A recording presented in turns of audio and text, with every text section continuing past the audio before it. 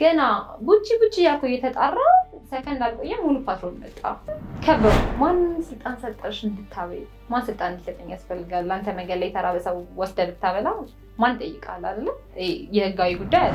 ወዲያ ተደዋወዱ ምናምን አግኝተናታል፣ ተባለ ቦታ ናት አግኝተናታል አሉ። ያ ማለት የሆነ ሰው ነው የተዘኝ ማለት ነው። አንድ በጣም ወደው ውሻ ነበረ እና ትልቅ ፍልጥ አነሳችና ወገቡን አለችው።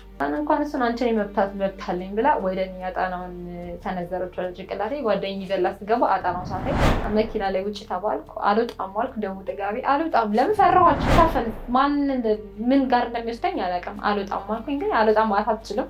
ተጎተትኩ፣ ወጣሁኝ። ሚሊዮነር አይደለሁም እኔ። በየቀኑ እነዚህ ውሾች ማበላበት ፋይናንስ የለኝም። ስለዚህ የሆነ ሰው የሚሰጠኝ ትራውማይዝድ አረጉኝ። በቃ ግራ ገባኝ። ብዙ ነገሮች ነው። አንደኛ ወንጀል አልሰራሁም፣ ፖለቲከኛ አይደለሁም። እኔ ዝም ብዬ የምኖር ዜጋ ነኝ። ግን ስለ እንስሳ መብት ግን እቆረቆራለሁ። እንስሳን ስትነካ ግን ይመለከተኛል ብዬ ማሰብ ሰው ነኝ። አሁን እኔ የእንስሳ መብት ተከራካሪ ነኝ ብያለሁ። ሳልሽጥ በውስጥ ጽፌለታለሁ። እኔ አሁን አዎንታዊ ተንባሰኛ አላውቀውም። ጸቡ የተጀመረው በእንስሳ መብት ጉዳይ ነው። አካውንቱን አስቀምጦ አንድ ማታ ላይ ነገ ጠዋት ስለሚሰበር ዜና እንዳለው እና ብዙ ነገር ላይ እንደደረሰብኝ ነው የተናገረው። በነጋታው ሰበሩ ሲሰማ ባለ 3 መኪና በወር 1.400,000 ገቢ ማገኝ ሰው ነኝ እና ቢሊዮነሩን ያገኘሁት ራሴ። እሺ፣ እንዴት ነሽ? እግዚአብሔር ይመስገን። እንዴት ነህ? እንኳን ደህና መጣሽ። እንኳን ደህና ቆየህ። ስለመጣሽ በጣም አድርጌ ነው የማመሰግነው። እኔም አመሰግናለሁ። እንግዲህ አብዛኛው ሰው ያቅሻል ብዬ አስባለሁ። ግን ደግሞ አብዛኛው ሰው ያቀኛል ብሎ ማሰብና ሁሉም ሰው ያቀኛል ማለት ይለያያል። ስለዚህ ለማያውቁሽ የጊዜ ሚዲያ ቤተሰቦች ራስሽን አስተዋውቂልኝ። ፌቨን መለሰ እባላለሁ። የእንስሳ መብት ተከራካሪ ነኝ፣ ሙዚቀኛ ነኝ፣ የበጎ አድራጎት ሰው ነኝ። በአጠቃላይ ሙዚቀኛም ነሽ? ልክ ሙዚቀኛም ነኝ። ሸጋ ነው። እንግዲህ ፌቨን ያው ብዙዎቻችን የምናውቅሽ ከእንስሳ በተለይ ደግሞ ከውሻ ጋር ተያይዞ ያለሽ ነገርና በጣም ሰዎች የሚጠየፏቸውን ውሾች ወይ ደግሞ ዞር ብለው ማያዩዋቸውን ውሾች እያነሳሽ በመኪና እየወሰድሽ እያከምሽ እየቀየርሽ ያሉበትን ምናምን ነገር በሱ ነው የምናውቅሽ እና ምን አይነት ተፈጥሮ ነው ብለን ብዙዎቻችን እናደንቅ ነበረ። ስለመጣሽ በጣም አድርጌ ነው የማመሰግነው። ዛሬ ለመገናኘታችን ትልቁ ምክንያት የሆነው ያው ከሰሞኑ ሆሳዕና አካባቢ በውሾች ላይ የተፈጸመው እጅግ በጣም ዘግናኝ ከሰው ልጅ የማይጠበቅ ነገር አለ። በእርግጥ ምክንያት ቢኖራቸው ምክንያታቸው ግን ለዚህ ሁሉ ነገር በቂ ነው አይደለም። እሱ አጠያቂ ነው፣ ወደኋላ እንመለሳለን። ግን እንደው እስቲ ከመጀመሪያ ከስር ከመሰረቱ እንድንጫወት የት አካባቢ ልጅ ነሽ? የት ነው የተወለድሽ ያደግሽው? ከዛ ምንድን ነው በተለየ መልኩ እንደዚህ እንስሳት ውሾች ላይ በተለይ የተለየ ትኩረት አድርገሽ እንድትንከባከቢያቸው ያደረገሽ ነገር? ተወልጄ ያደግኩት እዚህ አዲስ አበባ ነው። ኮተቤ ብለውኛል። ያው ህፃን ስለሆንኩ አላውቅም። ኮተቤ አካባቢ ግን ራሴን ሳቅ ያደግኩት ሾሜዳ የሚባለው ወለጋ ሰፈር የሚባለው አካባቢ ነው ያደግኩት። አይ ቲንክ ወይ 5 ወይ 6 ዓመቴ ላይ ይመስለኛል ውሻና ድመት የሚባለው ነገር በደንብ ማየትና ማወቅ የቻልኩት። ያወቅኩበት መንገድም ብዙም ጥሩ አልነበረም።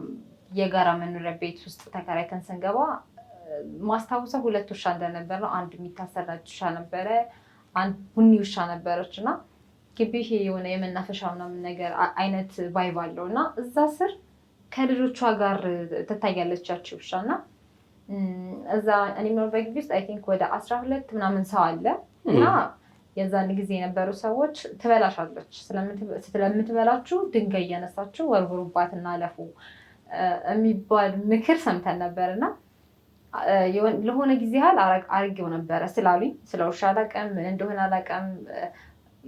ከኔ የሚበልጡ የምላቸው ሰዎች የነገሩኝ ድንጋይ እንደወረወር ስለነበረ እየወረወርኩባት ነበር ማልፌ ነበረ። በቃ ሁሉም ሰው አላውቅም አይወዳትም ያችን ውሻ፣ ለምን እንደሆነ አላውቅም። ከዛ የት እንደሄደችም እኔ አላስታውስም፣ ህፃን ስለነበር። ከዛ ሌላ ውሻ መጣች። ያቺ ውሻ የመጣችው ምንድነው አጥሩ ብዙ ጥሩ አልነበረም። ይሄ ማሽለኪያ ምናምን ነገሮች ነበሩት እና የመጣችው ወንድ ውሻ ግቢ ውስጥ አለ። ለዛ ነው የመጣችው እና ስትመጣ እኔና እህቴ ትዝ ይለናል። በዚህ ስትመጣ በዛ እናባራታለን። አርጉ ስላሉን ኖርማል ነው ያለኛ ማለት ነው። ግን አንድ ቀን የሆነ አይኗን እንዲህ ስቅቅ ብላ ስታይኝ ትዝ ይለኛል። በቃ የሆነ ስደነግጥ ምናምን ነገር እና ከዛ በኋላ ምንም አይገባኝም። እኔ ምናልባት እግዚአብሔር ነው ብዬ አስባለሁ። ያንን እንድለወጥ ያደረገኝ ብዬ አስባለሁ። ማንም አልመከረኝም። ግን ራሴና እሷን ተዋደን አገኘኋት ውሻዋን። ከዛ ልጅ ትወልዳለች። ጎረቤቶቼ በመርዝ ይገሉብኛል፣ ጅብ ይበላባታል፣ ብዙ አይነት ስትራግል አይቻለሁ ህፃን ነኝ እና እንደዛ እያደረኩ 5 እየተከታተሉ ሴት ናቸው ይመጣሉ፣ ወንዶች ደግሞ ሴት ያለችበት ይመጣሉ እያሉ በረንዳችን ጠባብ ናት ትዝ ይለኛል። እኛ በረንዳ ጋር እንይዛቸዋለን፣ ወደ ግቢ ይወጣሉ፣ ማታ ይጠብቃሉ። ብቻ እንደዛ የሆነ 5 ውሾች ሆኑ። ግን በቃ እንደዚህ መቀጥቀጣቸውን በማዘጋጃ ሚዛኔ ህጋዊ ነበር ተገሎብኛል እና የተለያየ ነገር ሳይ በጣም አዝናለሁ፣ በጣም ይሰማኛል እና ሳድግ ግን ለእነሱ የሆነ ነገር ማድረግ እፈልጋለሁ ብዬ አስብ ነበረ እና አሁን አደኩና ማድረግ ጀመርኩ ማለት ነው። ስለዚህ እሱ ነው መጀመሪያ እንትንሽን መነሻሽ የነበረው ማለት ነው። ከዛ በኋላ ምንድን ነው አሁን እንግዲህ ቲክቶክ ላይ ምናምን በደንብ ነው የምናየሽ እና የተለየ ገቢ ከሌለሽ የተለየ ወይ ደግሞ ኢንካም ከሌለሽ በስተቀር ውሾቹን እያነሱ እያከሙ ራይዱ በራሱ ከባድ ነው አይደል? አንድ ጊዜ በራይድ ራሱ አልወስድም ብለውሽ ምናምን ስትቸገሪ አስታውሳለሁ። ሴምሲ ይሁን ብቻ ሰማይ የት እንደሆነ አላውቅም። እና ይሁነኝ ብለሽ ስራ የጀመርሽው ግን መቼ ነው? ምንድነው እውነት ለመናገር በአሁኑ ወቅት ላይ እንደዚህ ትልቅ ሆኖ ሰራዋለሁ ብዬ አስቤ አይደለም የጀመርኩት እና ወደኋላ መለስ ስጀምር አሁን ለምሳሌ ፌስቡክ ላይ የጀመርኩት አድቮኬሲ ብቻ እንስሳት እንደዚህ ማሰቃየት የለብንም፣ መደብደብ የለብንም፣ ማካፈል አለብን ካለ ላይ የሚሉትን ምንድነው ቤዚክ ነገሮች አሉ አይደል? ቤዚክ ነገሮች በመጻፍ ከኮሮና በፊት ባለው ጊዜ የጀመርኩት። የኮሮና ጊዜ ደግሞ አኒማል ዳቴንሽን ወይም እንስሳቱ ከቻሉ የሚለው እንቅስቃሴ ፌስቡክ ላይ ብቻ ፔጅ ተከፈተለት እና በዛ እየተንቀሳቀስኩ የተወሰኑ ሰዎች አገኘው። የእንስሳ ሐኪሞች ኮንታክት ያደረጉኛል። ጥሩ ነገር ነው እየሰራሽ ያለሽው። ከዛም ኮላ ማድረግ ጀመርን አዌርነሱ ላይ ብቻ እንጂ ግን ያው እኔ አንዳንድ ቦታዎች ላይ ውሾች ወንዝ ጋር ተጥለው ሳይ ህፃናቶች ምናምን ይዤ እመጣለሁ ወደ ቤቴ እንደዚህ እንደማቆያ ምናምን ሳይሆን ይዤ መጥቼ ከዛ ሰው ሳገኝ እሰጣለሁ፣ ካላገኘው ይዘዋለሁ። እንደዛ እያደረኩ ግን ከድሮም አደርጋለሁ። ግን ይህ አድቮኬሲ እየበዛ መጣና ምንድነው ህፃን እያለሁ ስለ እንስሳት ስላወራን እንጂ መንገድ ላይ ሲሄድ የጎዳና ህፃናት ሳይም ደስ አይለኝም ነበረ። በቃ ተርበው ለምን እናቴ ልብስ ስጪ እያለች ነው ያሳደገችኝ። ምንም የለኝም አሁን ህፃን ነኝ፣ ገንዘብ መስጠት አልችልም። ግን ልብስ ስጫቸው አውጭና ይሄን አድርጊ እያለች ስላሳደገችኝ ያ ነገር ጭንቅላቴ ውስጥ አለና ሳድግ ሁለቱንም መስራት እፈልግ ነበር እና አጋጣሚ ሆኖ 2003 ላይ እናቴ ድርጅት መሰረተች፣ ሰዎች የሚረዱበት ድርጅት መሰረተች። እኔ ደግሞ ያ በፕሮፌሽን እየሰራው በዛ ነው እየሰራው የነበረውና እሱ የሆነ አመት ከመጣ በኋላ ፌስቡክ ላይ ምን ብዬ ጻፍኩ? ህፃን እያለሁ 2 ድሪም ነበረኝ። ከ3 ዓመት በፊት ነው የጻፍኩት እና 2 ድሪም ነበረኝ። አንደኛውን ለማድረግ እየሞከርኩ ነው፣ ሰዎችም በቻልኩት ለመርዳት እየሞከርኩ ነው። የእንስሶቹን ግን የሚያግዘኝ ሰው ፈልጋለሁ። እንደ እኔ እንስሳ የምትወዱ ሰዎች ኑ አልኩኝ። ያን ጥላ ያቀረብኩበት ምክንያት ከኔ ጋር 13 ዓመት የኖረ ውሻ ሞተብኝ እና ታሪኩን ፌስቡክ ላይ እንደቀልድ ነው ሳጋራ በጣም ብዙ ሰው እንደኔ የሚሰማው ሰው አገኘው። በቃ የራሱን ታሪክ አብሮ ኮመንት ላይ የሚያጋራና ሳገኝ ኦኬ ለካ እኔ ብቻ አይደለሁም። አሁን አንተ ባለህበት ሁኔታ የሶሻል ሚዲያ የለም፣ ምን የለም፣ አጠገብ ያለው ሰው ለእንስሳ ጥሩ አመለካከት የለውም። ስለዚህ የምታስበው እኔ ብቻ ነኝ የምወዳቸው ብለን የምታስበው ያንን ሳይ ነው ያንን ለመጻፍ የተነሳሳሁት። ኑ አንድ ላይ እንሁን፣ ቲም እንፍጠር፣ እንስሳ የምንወድ ሰዎች እንገናኝ። እሺ ተባለ። ከዛም ቴሌግራም ግሩፕ ተከፈተ። አኒማል ኒድ አቴንሽን አይ ቲንክ የመጀመሪያ የእንስሳ ሙቭመንት እንቅስቃሴ ነው አኒማል ኒድ አቴንሽን እና ተከፈተ። ከዛም ብዙ ሰዎች ተሰባሰቡ፣ ቮለንቲሮች መጡ፣ አገኘን። ከዛ ምን ማድረግ ጀመረን? እንስሳት መብት እንቅስቃሴ አዌርነስ እየተሰራ ግን ሰዎች ጥቆማ መስጠት ጀመሩ። እዚህ ጋር የወደቀ ውሻ አለ፣ እዚህ ጋር አለ፣ እዛ ጋር አለ። ከዛ ሼልተር የለም፣ ማስጠለያ የለም። እኔ ፎከስ የማደርገው ሼልተር ላይ ሳይሆን መብት ላይ ነው። መብት ነው ዋና ነገር ብዬ ስለማምን እና እንደዛ ሲባል እሺ ይነሳል፣ የሆነ ሰው ይለመናል፣ ይቀመጣል። እኛ 100 ብር እናዋጣ ነበር በግሩፕ እንደዛ እያደረገን እቺ ተጀመረች። ከዛ ምንድነው ሁሉም ሳላስበው በርደም ጋር መጣ። የውሾቹ ቁጥር መብዛት ጀመረ። ሰው እንዴት ነው ወዳሉ ይላል፣ ግሩፕ ላይ ይመጣል። ግን እንትን ነው መውደዱን የሚገልጽ ራሱ እዛ ጋር የሆነ ነገር አለ ብሎ ለአንተ ሸክም ያወስጠን እንጂ እና በጣም እየከበደ ይመጣ። ከዛን ሼልተር ተከፍቶ ነበር። ግን አሁን እዚህ ጋር መናገር በማልፈልገው ምክንያት ተወሰደብኝ በሰው። አሁን ሌላ ሰው እጅ ላይ ነው ያለው ያ ሼልተር ተወሰደብኝ። ከዛን ተውት ሙቭ አድርጌ ድጋሚ መቀጠል ጀመርኩ እንትኑ ላይ የመብት እንቅስቃሴው ላይ። ከዛም 2ኛ ሼልተር ሞከርኩኝ። ወደ ሳንሱሲ አካባቢ ነበር። ከ1 ወር አልዘለለም፣ አባረሩኝ። 17 ውሻ ይዤ ቤቴን የመጣሁት በአንድ ሌሊት አምጥቼ በማታ በታክሲ ነው የገለበጥኳቸው። አሁንም እስቲል የጋራ ግቢ ውስጥ ነው ያለሁት። ሰው እንዲያቸው አልፈልግም። ማታ መጣሁ፣ ገለበጥኩ፣ በረንዳዬን አሰራሁ፣ ቆለፍኩ። ግን አለመታየት አይችልም። ይጮሃሉ፣ ያለቅሳሉ፣ ካካለ ምናለ ሲታጠብ ከዛኛው ሳይድ ያለው ክስ ያመጣል ምናምን እና በጣም ከአንድ ወር በላይ ስትራግል አደረኩ እነዛ ልጆች። ከዛን መውሰድ የሚፈልግ ሰው ፈልጌ ሰጠኋቸው። ከዛ ምንድነው እያደረግን የነበረ አሁን ወደ ሼልተሩ ሳልመጣ በፊት ለምን የጎዳና ውሾች ምገባ አላዘጋጅም የሚል ሀሳብ መጣልኝ። እንደ ከተማ የተራቡ ውሾች ለምን አይበሉም ማለት ይሄንኛው እንቅስቃሴ በወር አንድ ጊዜ ነበረ። በወር አንድ ጊዜ የሆነ ቦታ ላይ ያለው ውሻ ሄጃ በላው ጠገባ አይደለም ግን አዌርነስ ነው። እኔ መጥቼ እንዲማረግ ከቻልን እናንተ አካባቢያችሁ ላይ ያሉትን መግቡ ነው መልእክቱ እና በወር አንዴ እንደዛ እየተሰራ ከዛን ምን ሆነ ካሳንቺስ በልማት ተነሾች በጣም ብዙ ሰው ወደ ኮንዶሚኒየም ሙቭ ማድረግ ሲጀምር ሁሉም ኦልሞስት ወደ 200 ምናምን ውሻ እዛ ነው የቀረው። ባለቤት አጣ።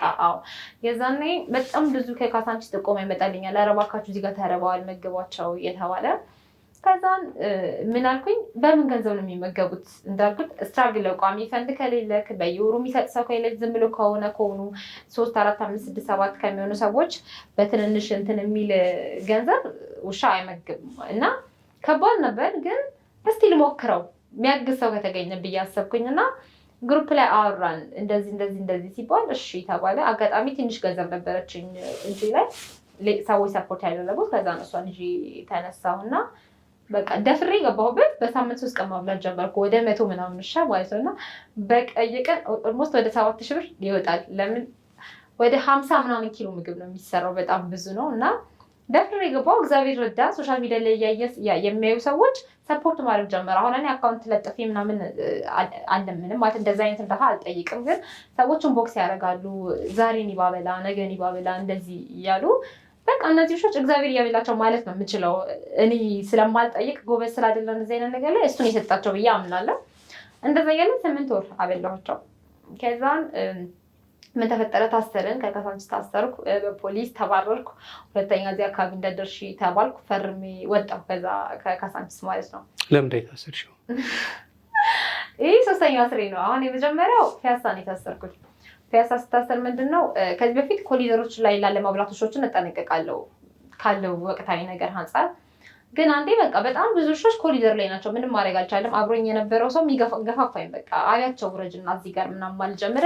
እቃ እያስቀምጥን ምንድን ነው ቦታ እናቆሽሽም። ቴካዌ ጋር ነው የምናስቀምጠው። በኋላ ኮሌክት መደረግ የሚችል ነገር ነው እና እያስቀምጥን ሄድንና በፒያሳ እንደዚህ የሆነ ፖሊስ ጣቢያ ባለበት ጋራ እንደዚህ ስንገባ አይ ቲንክ በኢትዮጵያ ኤሌክትሪክ ኃይል አገልግሎት ጋር ስንገባ እዚህ ጋ የጸጥታዎች ቢሮ አለኝ። የጸጥታ ቢሮ መሆኑንም አላወቅንም። ከቅንነት የምናደርገው ይህ ነገር እንደ ሌላ ነገር ይቆጠራል ብለህም አታስብም።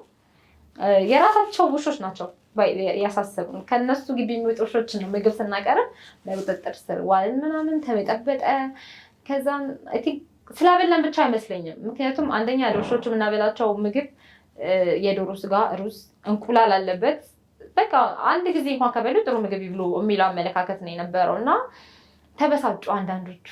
ሁሉም ማለት ባልችልም እንዴት ሰው ተርቦ ለውሻ እንደዚህ አይነት ምግብ ትሰጣላችሁ ነበረበት በማለት ሰጣ ገባ ነበረበት። ከዛ ኬዝ ወደ ሌላ ዞሩት።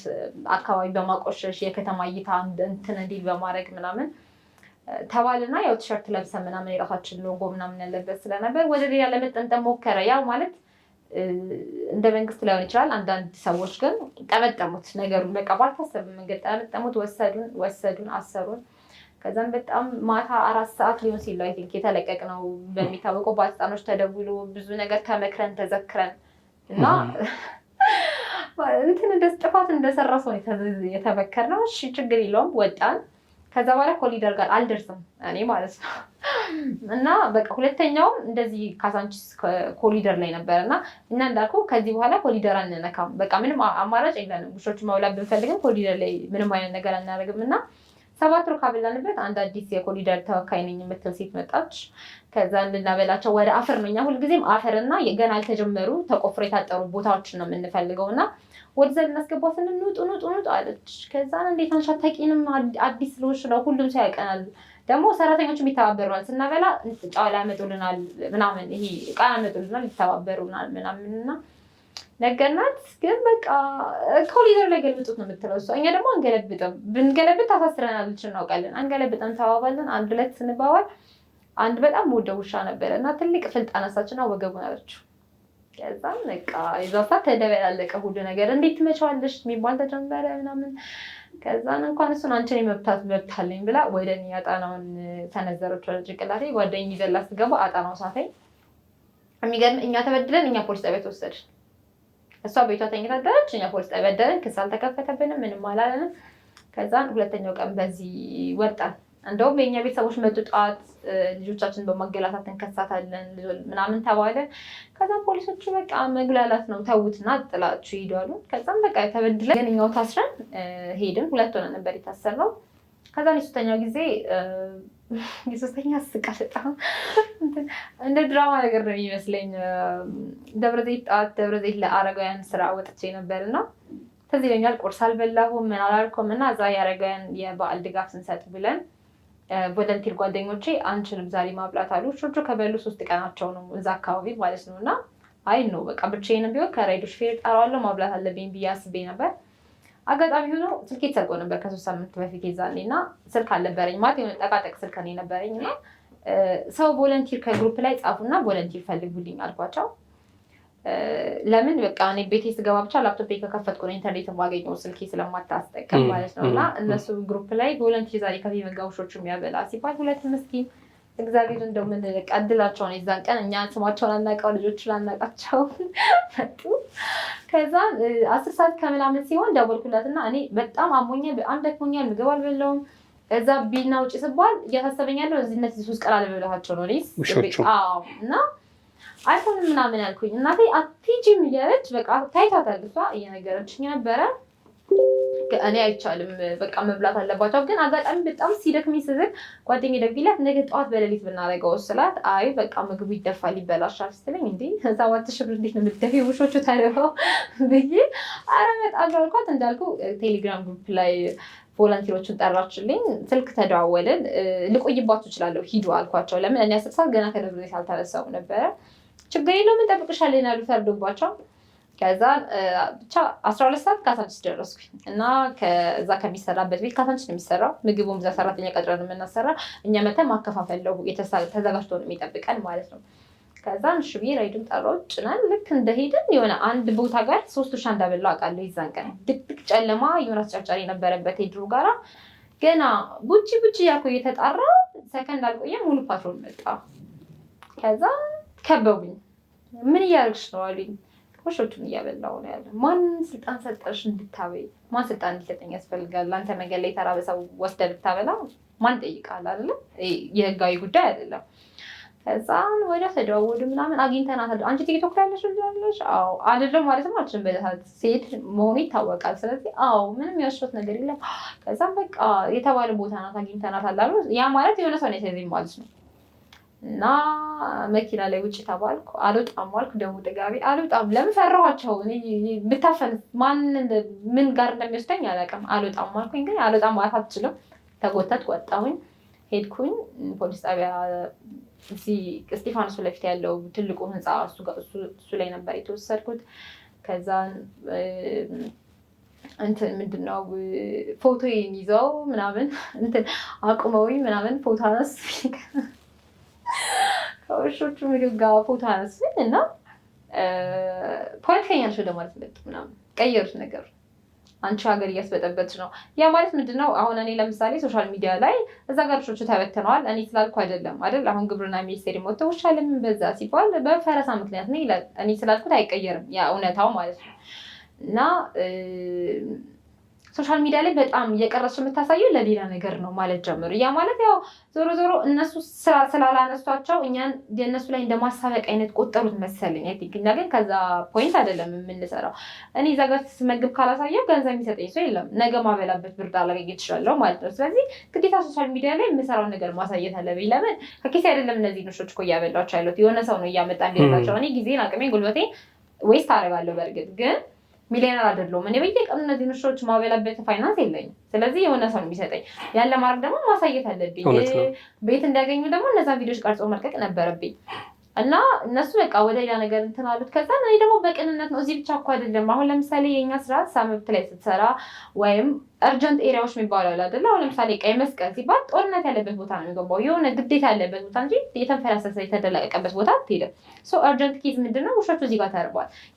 የፈራረሰባቸው ቦታዎች በሙሉ እርጀንት ኬዝ ናቸው። ምክንያቱም የሚመግባቸው አካላት አጥተዋል።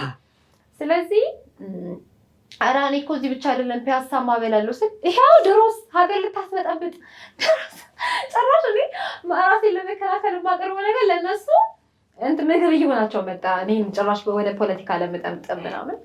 ከዛ የዛ ሰዓት የምር ሲሪየስ ደነገጥኩ። በቃ ማለት ሲሪየስ እንደሌላው ቀን ዝም ብሎ እንደገብቶ እንደመውጣት እንዳደለ ገባኝ እና በደገፍ ጀመርኩኝ ምናምን። የፖለቲከኛ አይደለም ብዬ ባሳመናቸውም በቃ እኔ ማስደንገጥ ስለነበር አላማው፣ ከዛ ማባረር ስለነበር አላማው ነሽ አሉ ማለት ነው።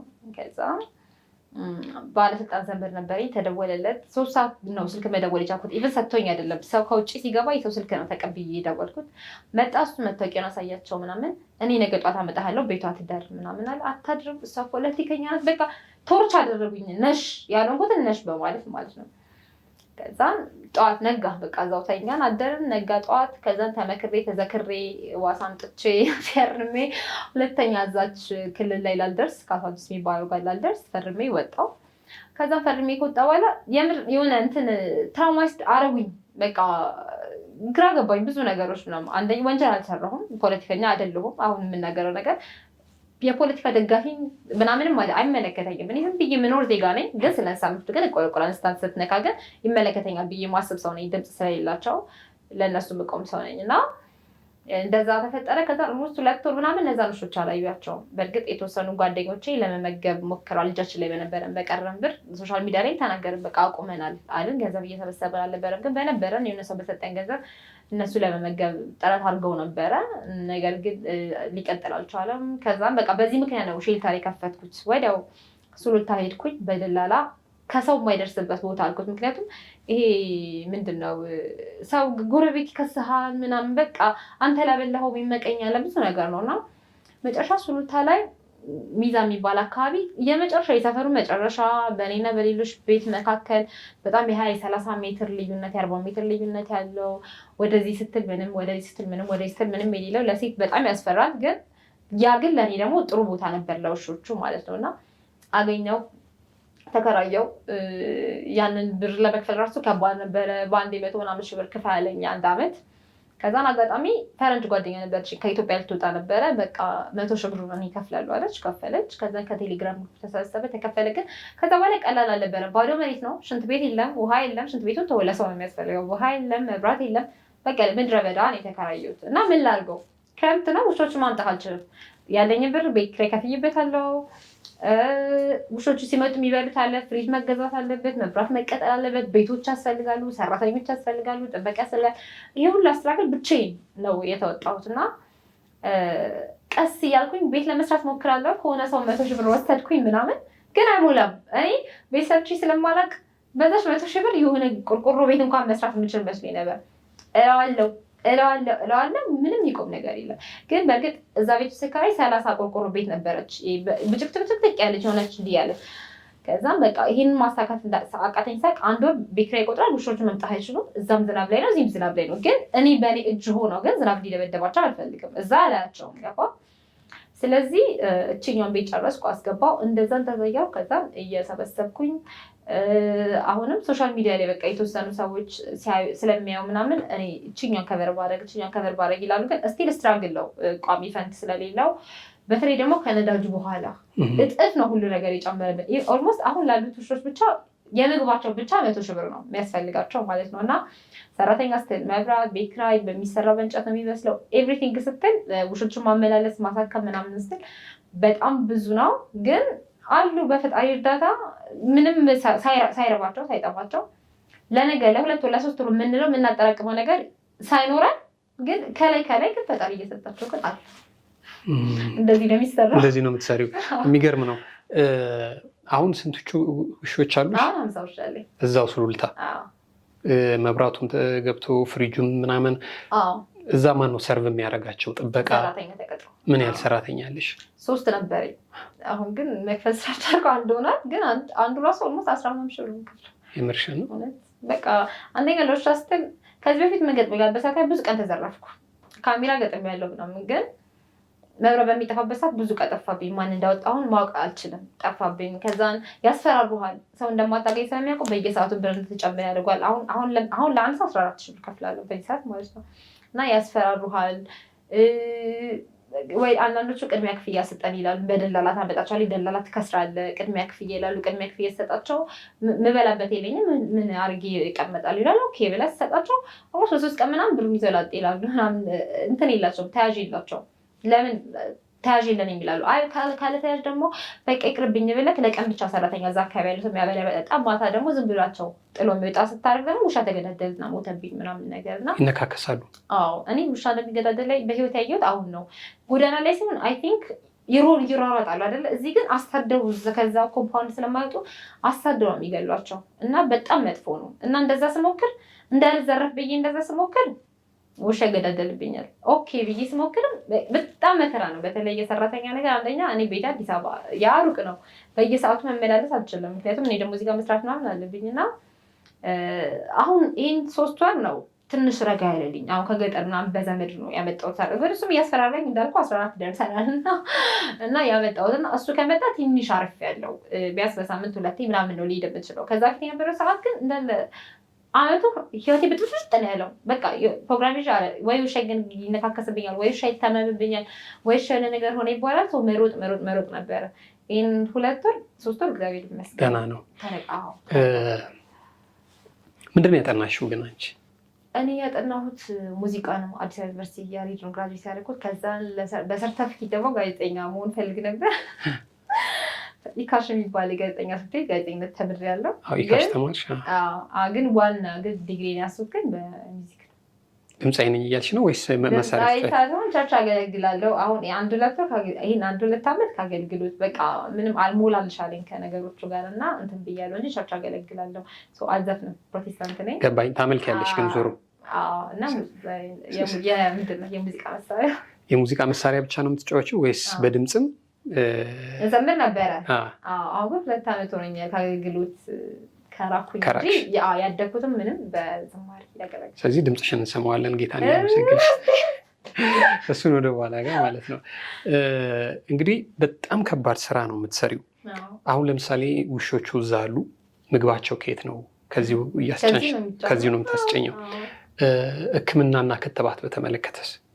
ክትባት አሁን ለምሳሌ ዶክተር አላዛር የሚባል ቮለንቲር አለኝ ከኔ ጋር ነው የሚሰራው። ኦልሞስት ፌስቡክ ላይ ነው የማውቀው፣ ገና ተማሪ እያለ ሳይመረቅ ነው የማውቀው እና የአድቮኬሲ ስራዎች ምናምን አብረን ነው የምንሰራው። እሱ ይመጣል፣ ይከትብልኛል። ምንም አልቸገርም። በክትባት በኩል መድኃኒት መግዛት ነው፣ ወጪ አላወጣም፣ የሐኪም ወጪ አላወጣም። እሱ ይከትብልኛል። ግን በሞስትሊ የምንቸገረው የከፍተኛ ሕክምና ሲሆን ትልልቅ አሁን ከክትባት ያለፉ ሕክምናዎች ግልኮስ የሚያስፈልጋቸው አዲስ አበባ መታከም ወደዛ ሐኪም ማግኘት በጣም ከባድ ነው። ለእኛም ደግሞ ወደዚህ በመኪና ማመላለስ ወጪው በጣም ከባድ ነው። እሱ ነገር ትልቁ ስትራግላችን ነው እና አዲስ አበባ መተን ነው የምናሳክመው። ከዛ አንዳንዴ መመላለሱ ስለሚከብድ ወይ አዲስ አበባ ያለው ቢሮችን አሁን እርዳታ የምንሰራበት ወይ እሱ ወይ ቤቴ መቀመጥ አለበት እስኪድን። አንዳንዴ ደግሞ ሊድርም ይችላል። አንዳንድ በሽታውም ላይ ይታወቅለት ይችላል። ምክንያቱም እዚህ ሀገር ያለው ሕክምና በብዛት የግምት ሕክምና ነው። ይሄ ሊሆን ይችላል። ለምን ዘመናዊ ሕክምና የለም። ለሰውም እኮ እንቸገራለን እንኳን ለእንስሳ እና ትምህርቱ ላይም ያን ያህል ፕራክቲካል ነገር አይሰጣቸውም። ቲዎሪ የሕክምና ነገር ደግሞ ፕራክቲካል ነው መሆን ያለበት እና እንደ ሀገር ሲስተማችን ትንሽ ከባድ ስለሆነ ለእንስሶቹ ሕክምና በጣም ከባድ ነው። ግን እኛም በተቻለን አቅም እንዲታከሙ ነው የምናደርገው፣ እንሞክራለን። ግን ያው እጃችን ላይ የሚያልፍብን ውሻ ብዙ ነው። ጎዳና ላይም እያሳከምኩ ያልፋል። ከጎዳና እስከ ከሼልተርም እንደዛው እንደዚህ ነው ያለሽ። አሁን 50 ውሻ አለሽ። ሰው ምንድን ነው አሁን 50ዎቹን ውሻዎች በቃ ዝም ብሎ እስከ ህይወታቸው ፍጻሜ ድረስ ማኖር ነው ወይንስ ደግሞ በመሀል መጥቶ መውሰድ የሚፈልግ ወይ ደግሞ ልግዛም የሚል ካለ? ወይ እንግዲህ ልግዛ ስንል ወደ ኪስሽ እንዲገባ ሳይሆን ለምሳሌ አንዱን ውሻ በደህና ዋጋ የምትሸጪው ከሆነ ሌሎቹን እንዲያኖርልሽ ምንድን ነው አሁን ምንድን ነው አልቲሜት ጎል ፋይናሊ ውሾቹን ወይ በጣም ሴፍ የሆነ ቦታ ማኖር ምናምን መሆኑ እሱ ነው። አልቲሜት ጎሉ ምንድን ነው? አሁን እኔ የእንስሳ መብት ተከራካሪ ነኝ ብያለሁ። አልሸጭም። የሚሸጡትንም ትቃወሚያለሽ? እቃወማለሁ። እና የኔ የዛ ተቃዋሚ ነኝ። እኛ ፕሮሞት የምናደርገው አዶፕሽን ነው። በማደጎ አሁን ለማንም ሰው ውሻ ሰጥ 5 ሳንቲም ተቀብዬ አላውቅም። እርግጠኛ ነኝ ሰጥቻለሁ የሚል ሰው እንደማይኖር ማለት ነው። አልቀበልም። ስለማይጠቅም አይደለም። አሁን በውጭው ዓለም ሰዎች ውሻ አዶፕት ሲያደርጉ ይከፍቱታል $500-600 ለምን? ለእርዳታው ሼልተር ድጋፍ እንዲያደርግ እንደመሸጥ ሳይሆን እንደ ቻሪቲ ትከፍላለህ። ግን እኛ ይሄንንም አናደርግም። ሰውን አሁን አዶፕሽን ማስለመድ ነው የምንፈልገው እንጂ እንደ ነጋዴ እንዲያየን አንፈልግም። ሚስ ልናደርግ እንችላለን፣ ገንዘብ ያስፈልጋል። ግን ፖይንቱን ሚስ ልናደርግ እንችላለን። የተነሳንበትን ሰው እንዴት ያስበናል ብለህ ስለምታስብ እንደሱ አይነት ነገር አንቀበልም። ግን በትክክል አሳድጋለሁ ላለ ሰው አሁን እኔ ውሻ ስሰጥ በጣም ሬር ነው፣ ብዙ አልሰጥም። ትሰጥ መርጬ ነው የምሰጠው። እንደዛም ሆነ የምታለልበት እኮ መንገድ ሊኖር ይችላል። ግን አሁን አዶፕሽን ፎርም አለ። በአዶፕሽን ፎርም ነው 3 ገጽ አለ። አሁን ያንን መሙላት የሰለቸው ሰው ውሻ አልሰጠውም። ይህንን 3 ገጽ መሙላት የሰለቸውማ ውሻ ካካ ያደርጋል፣ ይጸዳዳል፣ ምን ይላል? ያንን ኮሚትመንት እንዴት ነው የሚችለው? 3 ገጽ ለሚወደው ውሻ መሙላት ካልቻለ ማለት ነው። እና ለውሻ ቤት የሚቆልፍ ሰው አንሰጥም፣ እኛ ለሚያስር ሰው አንሰጥም። ለምን? ለመብታቸው ነው የቆምነው። እኔ ተንከባክቤ ከጎዳና አምጥቼ አሳክሜ ዋጋ ከፍይበት ያንን ውሻ እንድታጎሳቆል አልፈልግም በጭራሽ። ስለዚህ በእኛ አዶፕሽን ፎርም መሰረት ትስማማለህ ወይ? በእንስሳ ደህንነት መብት ላይ ባሉ ህጎች ትስማማለህ ወይ? አታስረውም ወይ? አትዘጋበትም ወይ? እነዚህ ነገሮች ተፈትሸው ከዛ ጥሩ ወሳጅ ነው ተብሎ ሲታሰብ ይሰጠዋል። እናም ደግሞ በብዛት የምንጠይቀው ጥያቄ ከሀገር የመውጣት ሀሳብ ያለው ሰው ቢሆን ወይ የራሱ ቤት የሌለው ተከራይ ምናምን ብዙ መስጠት አልደፍርም። ለምን? ነገር ሲሄድ ይህን ውሻ ይዞት እንደማይሄድ እናውቃለን። ወይ ጎዳና ይጥላል፣ ወይ አመቶ ድጋሚ ለእኛ ነው የሚሰጠን፣ እድሉን ያበላሽበታል። ስለዚህ በጣም ሬር በሆኑ እንትኖች ይሄ ምንድነው ፎርማሊቲዎቻችንን ካሟላ ብቻ ከኛ ይወስዳል፣ ከእናንተ ይወስዳል። ስለዚህ ብዙ ጊዜ ትልልቆች ደግሞ አዶፕት የመደረግ ቻንስ የላቸውም፣ ትናንሾቹ ናቸው። አሁን እንግዲህ ዓለም ላይ ያው በጣም የሚገርም መብት ካላቸው እንስሶች መካከል አንዳንዴ እንደውም ቀዳሚውም ይመስሉኛል። ዝም ብሎ በአለፍ ገደም በማንበብ ታሪክም ውስጥ በጣም ያላቸውን ሀብት ያወረሱ ልጆች እያሏቸው ለውሻዎቻቸው ያወረሱ፣ ለድመቶቻቸው ያወረሱ ሰዎች ያውቃሉ። በዛ ልክ ነው የውሻ መብት።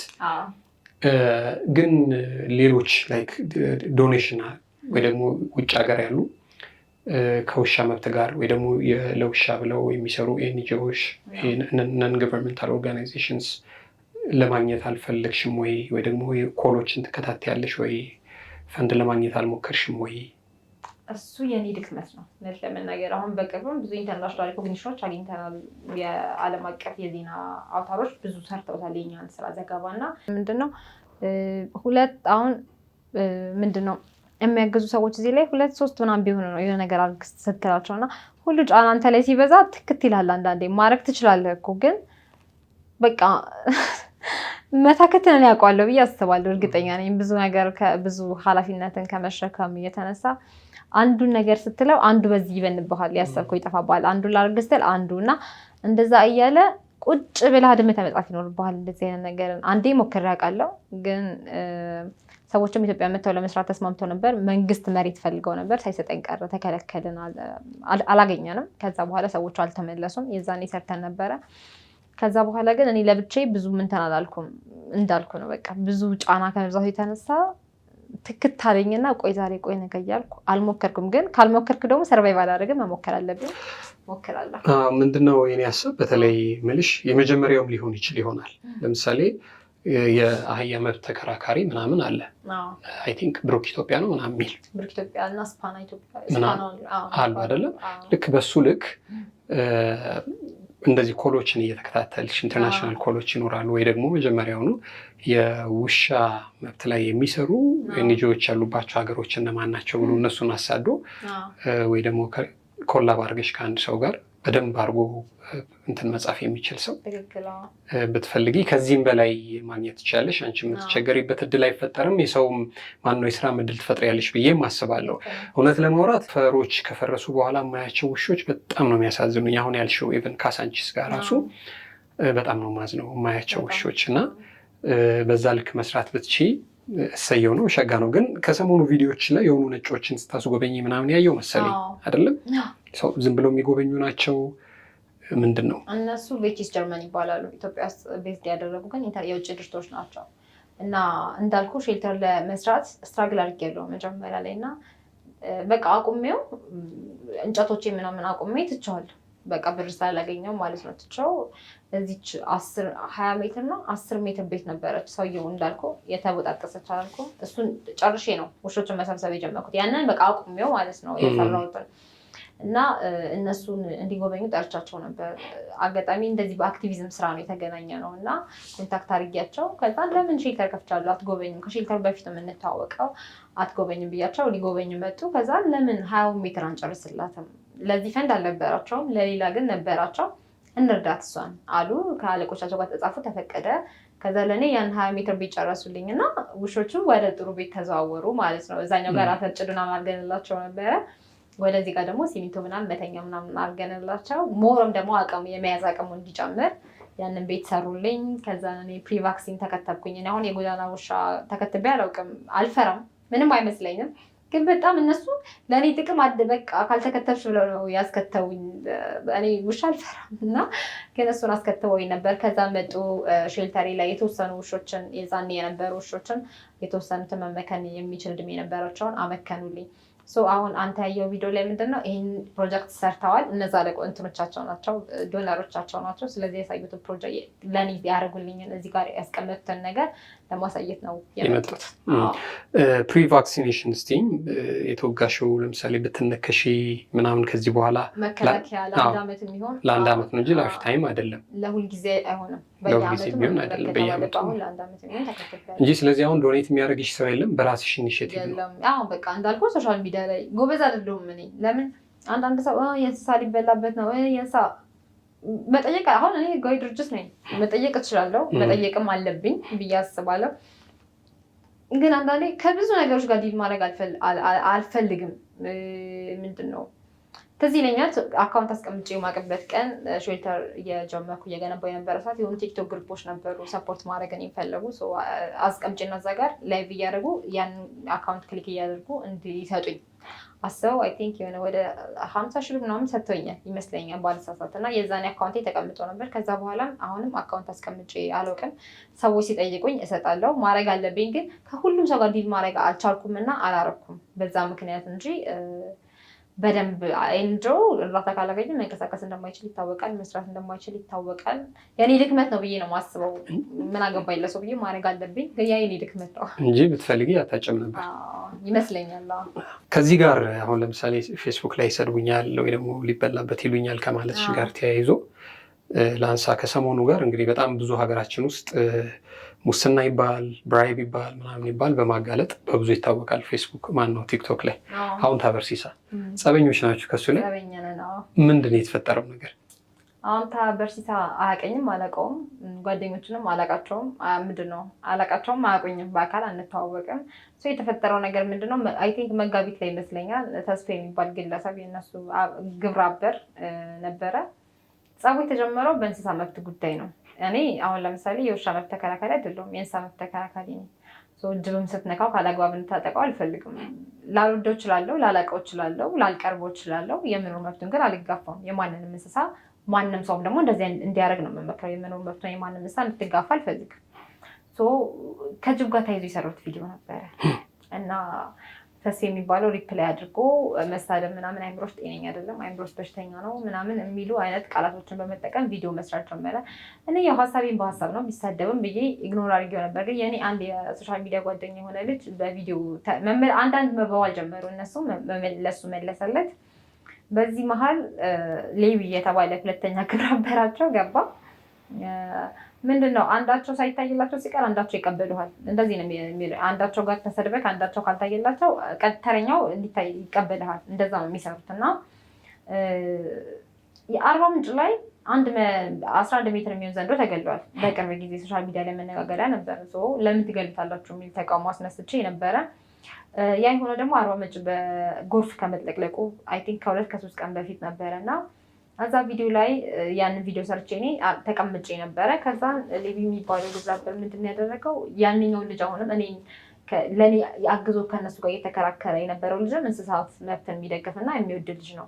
እኔ ከእነሱ ጋር ምንም አልተመላለስኩም ነበር እና የኔ እሱ ፎቶ ለጠፈ እና መሳደብ ጀመረ። ፎታችንን ለጥፎ ሌቢ የሚባለው ማለት ነው።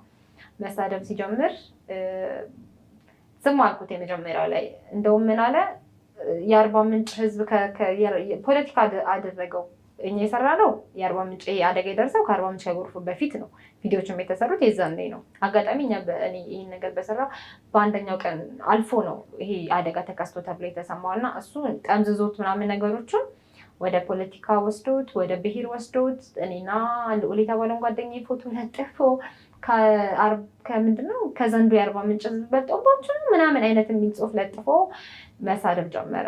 ምንም አላልኩትም፣ ዝም አልኩት። ከዛ ሁለተኛ ይህንኛው ልጅ አሁንም ልዑል መለሰለት። እኔ እዚህ መሀል አልተመላለስኳቸውም ነበረ። ልዑልም ለእኔ ተቆርቁሮ ነው እና ደግሞ ለሰዎችም ስለሚቆረቆር ማለት ነው እና ተመላለሱ። ከዛ ሁለተኛ ቪዲዮ ሰራና አሁንም የልጁን ፎቶ ለጥፎ እናንተ አናውቃችሁም እንዴ ከፈረንጅ የምታጭበረብሩና የምትዘርፉ ናችሁ የሚል ነገር የጀመረው እሱ ነው። ከዛን ጀመረ። ከዛ ወዲያ ነው ገብቼ ፎቴን አውርቼ የግል ጥያቄነት አለው ስለማታውቀው ሰው ከፈረንጅ ዘርፌት ነው ይሄን ስለማታውቀው ሰው እንደዚህ ነገር አታርግ ብዬ ስለ ወዲያው ለአርባ ምንጭ የሰራሁትን ቪዲዮ ቆርጦ መጣና እኔ ብዬ ነበረው እንስሳውም እንደናንተ እግዚአብሔር ፍጥረት ነው እንስሳውም እናንተ እንስሳ ናችሁ የሚል መልእክት እንዲይዝ አድርጎ ቪዲዮውን ቆርጦ ልክ የአርባ ምንጭ ህዝብ እንደሰደብክ አድርጎ ሲጀመር የአርባ ምንጭ ህዝብ ብዬ አይደለም አርባ ምንጭ ውስጥ ያላችሁ ይህንን እንስሳ የገደላችሁ ሰዎች ብዬ ነው ያልኩት። ሰው አሁን አዲስ አበባ ችግር ቢፈጠር አዲስ አበባ ውስጥ ያለ ሰው እንደዚህ አድርጓል የሚባለው ሰው ከዛ ከሚኖሩ ሰዎች ጋር ችግር የለብኝም እና እንደዛ አድርጎት ነገሩን ወደ ፖለቲካ ወስዶት እኔ በአርባ ምንጭ ባሉ በዛ ብሔር ተወላጆች ጥቃት እንዲፈጸምብኝ ነው የተደረገው ማለት ነው። እና የተጻፈው ራሱ የሌላ ብሔር ቢሆን እንደዚህ ብላ አትናገርም ነበረ ተብሎ ነው የተጻፈው ማለት ነው። ከዛ የዛኔ አክሽን መውሰድ ነበረብኝ። ምክንያቱም አሁን ለምሳሌ የምኖረው ሽሮ ሜዳ ነው። የአርባ ምንጭ ሰዎች ናቸው ያሉት። እውነት እንስሳ ያልኳቸው መስላቸው ጥቃት ቢፈጽሙብኝ ማነው ተጠያቂ? ማነው ተጠያቂ? ይሄ ልጅ ህይወቴን አደጋ ላይ የሚጥል ቪዲዮ ሰርቷል ያላልኩትም ብሎ ማለት ነው። ከዛ ወዲያው ከሳለሁ ብዬ ጻፍኩበት። የዛን ሰዓት ክስ አልልኩም ነበረ። ከዛም ምንድነው ማፈላለግ የጀመርኩት በእነሱ ጥቃት የደረሰባቸውን ሰዎች በቃ እነዚህ ሰዎች አብዝተውታል ብዬ ማፈላለግ ጀመርኩ። ከዛ ቀናት ተቆጥሮ ነው 3 ሳምንታት ተቆጥሮ ተስፋ የሚባለው ተመልሶ መጣና አካውንቱን ለጥፎ አሁን እነሱ እኛን ሲሰድቡ የራሳቸውን አካውንት ለጥፈው ቢዝነሳቸውን እኛ ገቢያቸውን ሰው የሚያቀሰው ከሆነ ትሰደባለህ። እዛ ጋራ ሰው ኦኬ ምናምን ብሎ ስለአንተ መስማት ስለሚፈልግ ገንዘብ ይልክላቸዋል። አካውንቱን አስቀምጦ አንድ ማታ ላይ ነገ ጠዋት ስለሚሰበር ዜና እንዳለው እና ብዙ ነገር ላይ እንደደረሰብኝ ነው የተናገረው። በነጋታው ሰበሩ ሲሰማ ባለ 3 መኪና በወር 1.4 ገቢ ማገኝ ሰው ነኝ ቢሊየነሩን ያገኘሁት ራሴ። ከዛ በጣም ሾክ ነበር ያደረኩት። ለምን ሰው ያምናል። ሰው እርዳታ ስራ ላይ ስትሰራ በተለይ አሁን እኔ ከድሮ ከመነሻዬ ምንም እንዳልኩ ነው የምሰራበት። ምንም የተደበቀ ነገር የለኝም። አካውንቴ ቢፈተሽ ዛሬ መንግስት መጥቶ ስቲሌው ቢል ማፍርበት ነገር የለም። እንትን የሚደበቅ ነገር የለኝም። እና ሾክ አደረኩ። ለምን ሰው እውነት ሊመስሉ ይችላል። እውነት በውሾች ስም እየበላው እውነት ያን ለሀብት አካብቼ ሊመስሉ ይችላል። በሱም አላረፈም። እሱን አለ። ከዛ በኋላ እኔ ወጥቼ ቪዲዮ ሰራው እንደማላቅ 200 ሺህ ብርን ጉዳይ አውቀዋለሁ፣ ግን አንዴ ነው ሰው ይሰጠኝ። እሱን ወደ ላሾች ምገባ ጊዜ ከዓመት በፊት ያ ሰው ሲሰጠኝ በውስጥ ነው ይሰጠኝ። በውጭ መጥቻ ያመሰገንኩት እኔ ነኝ። ገባ? ይሄ እኔ መረጃ እንጂ ፈልፍላ ያመጡት ነገር ሳይሆን ራሴ ቲክቶክ ላይ ያስቀመጥኩት ነገር ነው። ያ ሰውዬ ግን አንዴ 200 ሺህ ብር ሰጥቶኛል።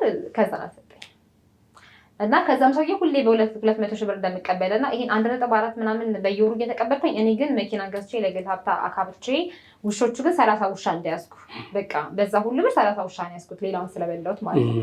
ያ ነበር እየተወራ የነበረው።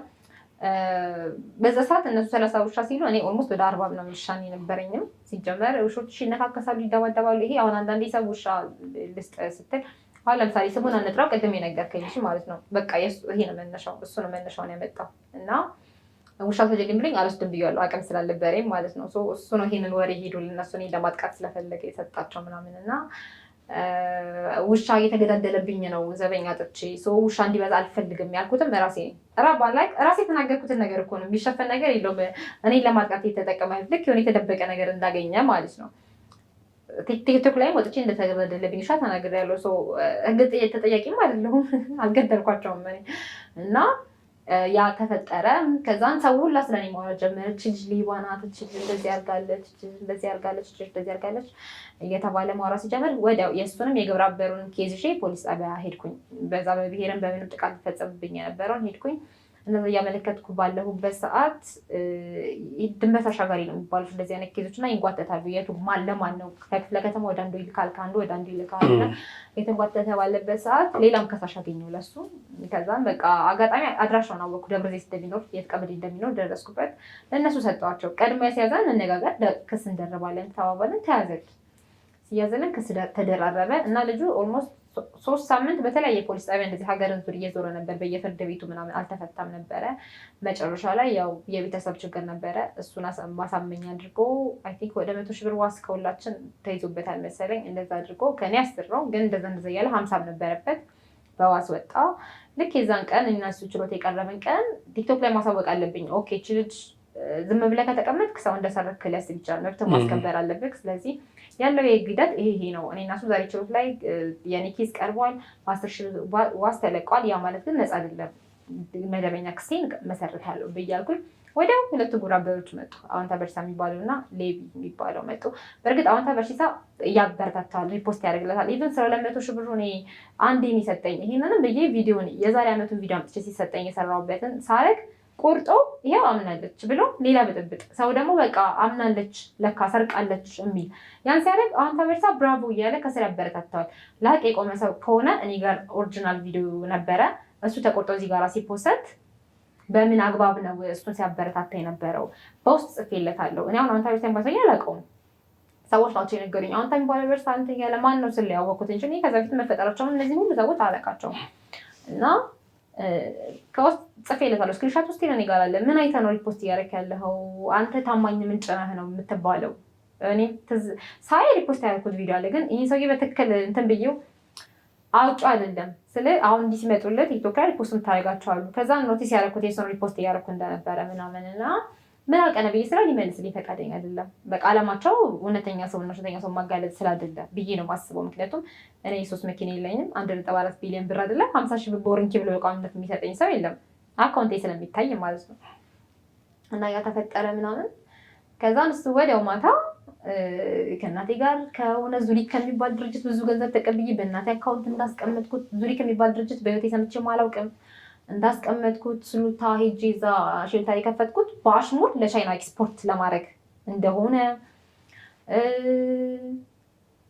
ተስፋዬ እኔና ተስፋዬ የተካሰስ ነው። ተስፋዬ ውሻ ይገደል አይገደል ብሎ ተቃውሞኝ እንደሆነ ግን ተስፋዬ ስሜን አጥፍቶ ነው። አሁን የተናገርኳቸው ነገሮች ሁሉ አድርጎ እንጂ ውሻ ይገደል ቢለኝ በሀሳብ ልንጣላ እንችላለን እንጂ ክስም እኮ አይቀበለኝም። ፍርድ ቤት እንዴት ይቀበለኛል? እንደዚህ አይነት ክስ ገባ። እንደዛ አልነበረም።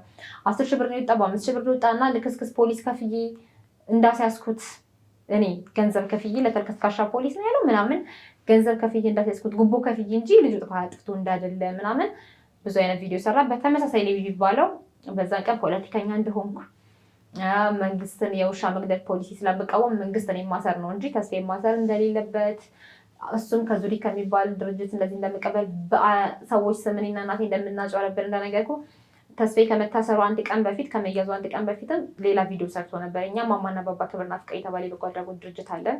እንደነገርኩ መጀመሪያ የምንሰራበት አሁን ስሙን ቀይረነዋል፣ ሌንሶቹ ስለጨመርንበት ሌላ አድርገነዋል። እና ያ ስራ የሚሰራው ፈንድ ኖሮት አይደለም። እናቴ ማንም ሰው የሚመሰክርላት የሚያውቃት ናት። ከሆቴሎች ከፒራሚድ ሪዞርት ደብረ ዘይት ላይ ነው አሁን ያለችው በዚህ ስራ ምክንያት። እና እዛ ብዙም ትረዳቸው አረጋውያን አሉ። ከሆቴል እንደዚህ የሚጥሉትን ሃይላንድ አሰብስባ ሸጣን የምትረዳቸው። አሁን ማንም አያምንም አይደል? እሰጥሃለሁ፣ አሳይሃለሁ። እና ማንም ሰርተው እንደዚህ አይነት ሰው እንደዚህ አድርጎ ራሱን እናቴ እዚያ ቦታ ጋር መገኘት የነበረባት ሰው አይደለች። ግን እንደዛ አድርጎ ሲረዳል ብዬ እኔም አላረግም። እንደዛ አድርጌ ሳረዳም እውነቱን የምነግርህ ነገርና በዚህ ልክ ማለት ነው መከበር የነበረባት ምንም ለማይመለከታት። አንተ ከሆን የሆነ ሰው ስትረዳ ምንም አይመለከትም ማለት እንዲና አስገድዶ ምናምን ሊሆን ይችላል እንጂ አፌ ራስን ኑሮ መኖር ትችላለህ። ልህቶቼ ውጭ ናቸው፣ ምንም የሚጎልባት ሰው አይደለችም ምናምን ነገር ግን ለእነሱ ብላ ግን ዝቅ ብላለች። አረጋውያኖቹ ስለምትወዳቸው ማቆም አልችልም ትላለች። በቃ ለምደዋል እኮ አንዴ መውሰድ ለምደዋል እንደዚህ ብላ ዝቅ ብላ ታማ ታውቃለች። ማለት ቆሻሻ ቦታ ነው የምትለው እናቴ በአጠቃላይ ማለት እንደዛ ጋር የምትረዳ ሴት ነው አጥቶ ፎቶን ሲያሰድባት የነበረው። አያውቃትም። እኔን ለመበቀል የእናቴ ፎቶ ከሶሻል ሚዲያ ላይ አምጥተው ተስፋዬም እንደዛው በአረጋዊ የሚሸቀጥበት ድርጅታች ለካ ሸቅጠሽ ሳያዋጣሽ ነው ወደ እንስሳ ይዞርሽው። በጣም ብዙ ነገር በተለይ እኔ ከምንም በላይ የተበሳጨሁት እናቴ እኔ ሶሻል ሚዲያ ላይ ነው ወጥቼ የመጣሁት። ገባ ሶሻል ሚዲያ ላይ ስትመጣ ስልቡንን መጠራቱን እንችለክ ትትመላለሳለክ። እቺ እናቴ ግን ሶሻል ሚዲያ አትጠቀምም እና ወዳ ሶሻል ሚዲያ ላይ ያልመጣችን ሰው ታሪኳን የማታውቀውን ሰው ምን እንደምትሰራ የማታውቀውን ሰው አውጥቶ በዛ ልክ ማበሻቀጥ በዛ ምክንያት ነው ይሄንን የፍርድ ሂደት ክርክር እስከ መጨረሻ ለኔም ብቻ ብዬ አይደለም ለቤተሰቤ ክብር እስከ መጨረሻው ብዬ ከስሽ አለው ያንኛው መደበኛ እየተከፈተበት ነው ሌቢ ያው ማዘዣ ላይ ነው ያለው ኦልሞስት መያዙ አይቀርም እየተደባበቀ ነው ያለው መያዙ አይቀርም አሁን እኔ እውነት ጻድቃን እናንተ ያወራችሁት ነገር ልክ ከሆነ ኑ ይፈልጋችሁ አካል ጋር ነው ጥሪ አቅርቤላችኋለሁ ይፈልጋችሁ አካል ጋር ነው እውነት እኔ ሌባ ነኝ ኑ እናንተና እኔ ልታሰር ገባ በቃ መረጃ አለው ሰው ህግ ጋር ይምጣ እኔ እውነት ያ የተባለውን ብር ወስጄው መኪናም ገዝቼበት እውነት ኖሮ ከነበረ ያብር እኔ ታሰራለሁ እነሱ ነፃ ይወጣሉ ይሄንን ነው የምላቸው እንገናኝ ህግ እንደሚፈልጋቸው ያውቃሉ ተደብቀው ነው ያሉት 200 ሺህ ብር ካውንታ በርሲሳና ከሌቢ በፍትሐ ብሔር አሳግጄባቸዋለሁ ፌደራል ከስሻቸዋለሁ አዲስ አበባ ፖሊስ ከስሻቸዋለሁ እዚህ ሁላ ክስ ላይ ነን ያለ ነው ሀቀኛ ነን ካሉ መረጃውን ይዘኝ እንጂ አሁን ከዛ በኋላ አሁንታም በስልክ ለምሳሌ ያኛውን ለመጀመሪያ ጊዜ ቴክስት ካረክሽለት በኋላ መልስ አልሰጠሽም ደውለሽ ልታገኘው አልሞከርሽ ለምን ሞክራለሁ በቃ ጠይቄዋለሁ ምን አውቀህ ነው የምታወራው ብያለሁ መልስ አልሰጠሽም ከዛ በኋላ ጭራሽ ራሱ ነው ቪዲዮ ይሰራው ደግሞ እንደዛ ከጻፍሽ በኋላ ቪዲዮ ይሰራው አሁን ለምሳሌ እኔ ሼልተር አሁን መቼ ለታያቸው ፈረንጆች ለመጀመሪያ ጊዜ መጡ ከዛ በፊት ሼልተሩ ለመከራየት ገና ኪራይ ሳልከፍል ሴት ያልኩ 100 ሺህ ብር የተሰጠኝ ጓደኛዬ መታ አብራይታ ውጪ የምትሄድ ቀን ነው ያየችው ከዛ በኋላ አንድ ፈረንጅ መታ ፖስት አድርጌያለሁ ፖስት ማድረገው እኮ ራሴ ነኝ ማንንም ሰው እኮ አውቃ ድብቅ አይደለም ገባ እኔ ጋር ግራ ሲወጣ ፖስት ማድረገው መረጃውን ሰጠው ዛሬ እንደይሰረጓል ነው የምለው ራሴ ነኝ ግን ይመስለኛል በቃ እንደዚህ ኢንተርናሽናል ዜናዎች ላይ እና ምናምን ነገር ሳይሆን ብዙ ብር ታገኛለሽ ብለው ያስቡና ሊቀራመቱኝ ለምን በመሀል ግብረ አበራቸውን ልከውታል እንነጋገር ብሎኛል ለምን ቀን ላይ ላይቭ ከፍተው አንለቃትም ወንጀል ከጀርባ እየፈለግንባት ነው ወንጀለኛ እኮ ወንጀሉን ታውቅና ወንጀለኛ ልትላለህ እንጂ ወንጀል አትፈልግበትም ገባ አሁን ለምሳሌ በእነዚህ ሰዎች ምክንያት ሼልተሪንግ ለመቀበል አቁሜያለሁ ማለቀውን ሰው አላመጣም ለምን ጥቃት ሊፈጸምብኝ ይችላል ከነሱ ሳይድ የሆነ መንግስት የማይወደው ነገር አስቀምጦብኝ አካባቢ ላይ ጥሎብኝ ቤት ጥያቄ ሊሆን ይችላለሁ በዚህ ምክንያት አሁን ለምሳሌ ስራዬን አስተጓግሎታል ሰው ልምጣ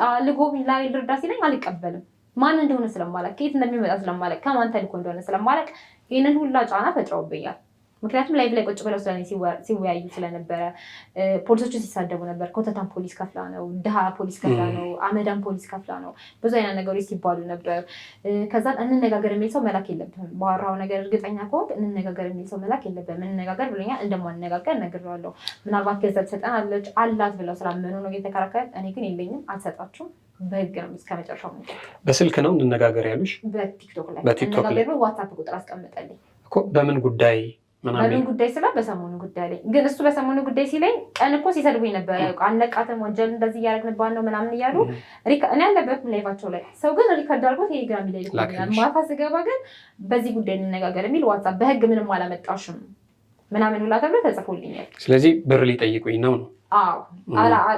እነሱ የሚፈልጉት ጥግረስ ጥያቄን አላስኬድኩላቸውም እንጂ እኔ በህግ እንደምዘጋው እነሱ ግን እንዳላዋጣኝ ህግ ነግረውኛል ስለዚህ አሁን ከናውንታም ጋር ይሁን ከሌሎችም ጋር በህግ ላይ ነው አሁንም መጣሁ ያልሽኝ ከፍርድ ቤት አካባቢ ነው ከፖሊስ ጣቢያ ነው እየመጣሽ ያለ እሱ ነው መነሻ የሆነን ሸጋ ነው እንግዲህ ዛሬ ለመገናኘታችን ምክንያት የሆነን ዋነኛው ነገር ያው ከዚህ ቀደም እንዳልኩሽ እኔ ባለፍ ቀደም ያለሁኝ ለእንስሳት በተለይ ደግሞ ለውሻ ያለሽንም ነገር ያለው ምትከፊውንም ነገር ያለው አንዳንዴ በራይድ ይዘንልሽ አንሄድም ይሉሻል የታመመ ውሻ ይዞ ለመሄድ ምናምን ስቲል እንግዲህ ትልቁ ጥያቄ አሁን ውሾቹን የምታስተዳድሪው ምን የምትይው ማህበራዊ ሚዲያ ላይ ሰዎች በፍቃደኝነት በሚሰጡሽ ነው ከወር ያደርስሻል አይጎደልብሽም አሁን ስልክ አሁን ላይ በጣም ስጋት ላይ ያለንበት ወር ነው ይሄ ወር ለምን ከነዳጁ በኋላ 2-3 ወር ያስኬደናል የምንለው ብር እያጠረ ስለሆነ ስትራግል ላይ ነው ያለነው ግን እንዳልኩ ደግሞ ወጥቶ ይሄንን ነው ብሎ ለመናገር እነዚህ ሰዎች የፈጠሩት ችግር ትልቅ ነው እኛ ስራ ላይ